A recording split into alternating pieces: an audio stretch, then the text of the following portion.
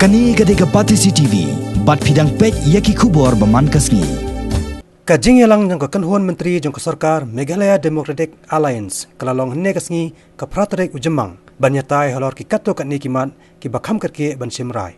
Hadien kajing yatai sani ba kane kajing yalang jang kan huan menteri kala menjur halor ka waini kimat balai kren. Kata ban penbet mai no yaki katto kan ki kendon jang ka Meghalaya Passengers and Goods Taxation Act 1962.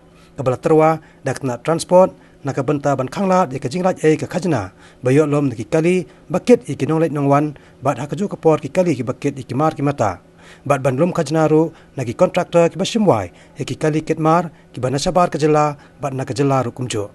So ultimately the proposal made by the department was accepted by the cabinet, and I just wanted to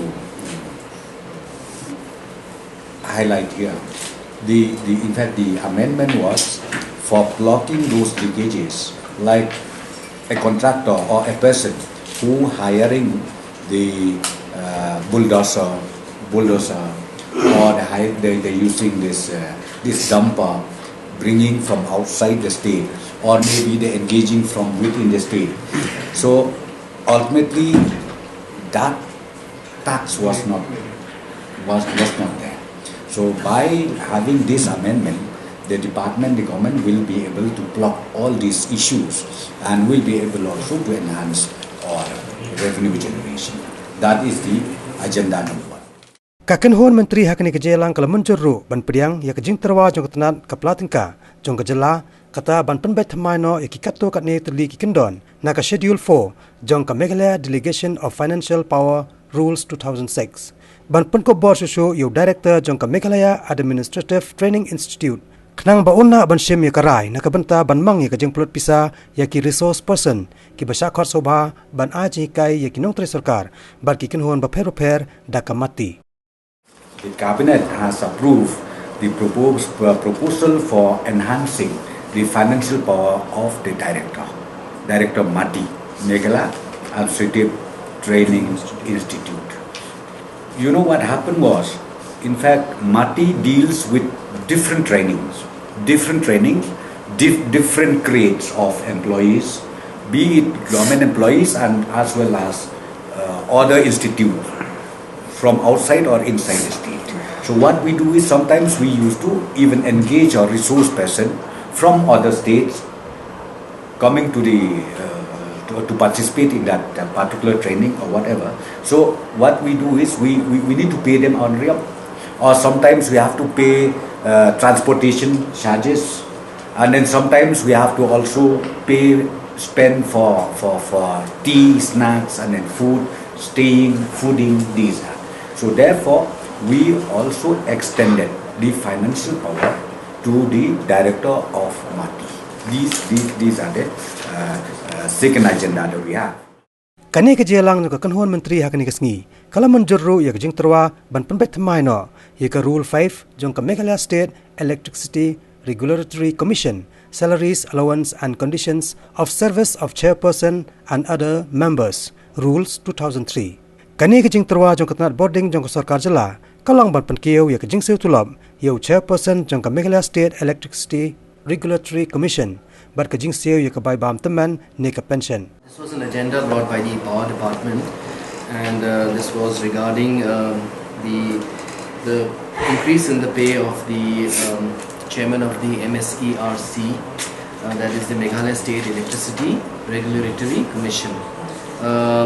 As per the MSERC rules 2003, the chairman of the MSERC, his pay is equivalent to that of the Chief Secretary of the state. So since the Chief Secretary's pay has been enhanced, therefore there was a need to enhance the salary of the chairman of the MSERC. And also proviso was also included in Rule 5 that any person who is eligible or is drawing pension, that pension will be deducted from his pay. So that proviso was also that amendment was brought in, and that proviso was inserted. So this agenda was passed by the cabinet.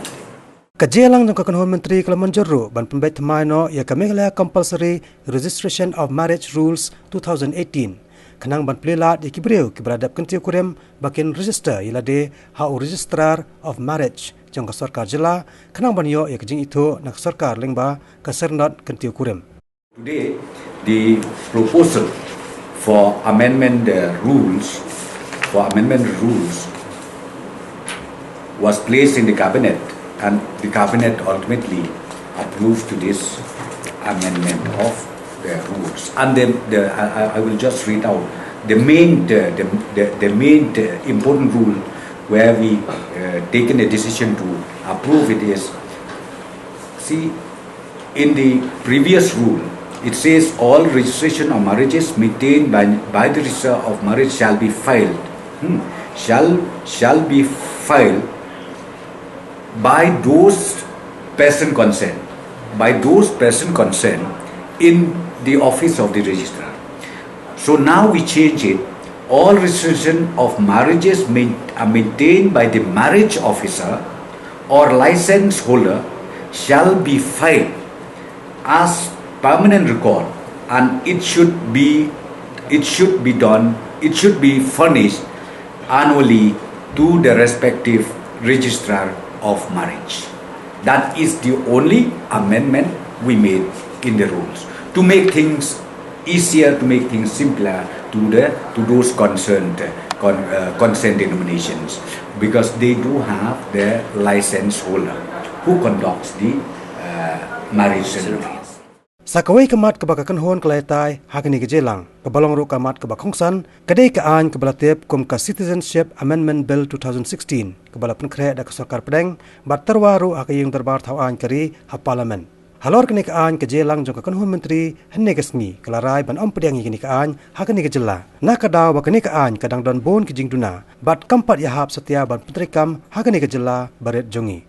So from the government side, after taking into all consideration, we have seen the bill, the draft bill that was already introduced in the parliament, and ultimately after detailed discussion that we had, the cabinet feels that we should say no to the proposed Citizenship Amendment Bill 2016. These were the decisions taken by the cabinet. And the reason for this decision to say no to this bill? See, I will just read out the proviso where they made. Okay, the proviso where they made while bringing this amendment in the parliament. Okay, it is written like this: provided that persons belonging to minority communities, namely Hindus, Sikhs, Buddhists, Jains, Parsis and Christians from Afghanistan, Bangladesh and Pakistan who have been exempted by the central government by or under clause C of subsection 2 of section 3 of the Passport Entry into India Act 1920 or from the application of the provisions of the Foreigners Act 1946 or any other order made thereon shall not be treated as illegal migrants for the purposes of this act. That is one. Okay. Number 2, provided that for the persons belonging to minority communities, namely Hindus, Sikhs, Buddhists, Jains, Parsis and Christians from Afghanistan, Bangladesh and Pakistan, the aggregate period of residence or service of a government in India as required under this clause shall be read as not less than 6 years in place of not less than 11 years. These were the two proposed amendments made by the central government and introduced in the parliament in the year 2016. Yes, that is a act. So therefore, since the joint parliamentary committee is coming and also intending to seek views from all the concerned state government as well as from all the concerned stakeholders. From the government side, our stand is very clear. We said no.